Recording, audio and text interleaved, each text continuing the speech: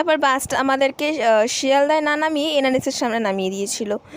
সেখান থেকে হাঁটতে হাঁটতে আবার আমাদেরকে এক্স্যাক্ট লোকেশানের দিকে যেতে হয়। আর এখানে আমরা যেহেতু লোকেশানটা খুঁজে পাচ্ছিলাম না ঠিক মতন, গুগল ম্যাপ করে নিয়েছিলাম আর গুগলটা সেই লোকেশান দেখার জন্য, তাই ওখান থেকে আমরা লোকেশানে পৌঁছে যাই।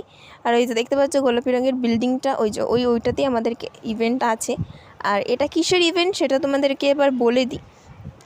নৈবেদ্য প্রকাশনী থেকে একটা উদ্যোগ নিয়েছে, এখানে অনেক বই পাবলিশ হয়েছে, অনেক ধরনের প্রকাশনী পাবলিশ হয়েছে, আর অনেক লেখক লেখিকা চিত্রশিল্পী ফটোগ্রাফার এখানে উপস্থিত আছেন এই সুন্দর অনুষ্ঠানে।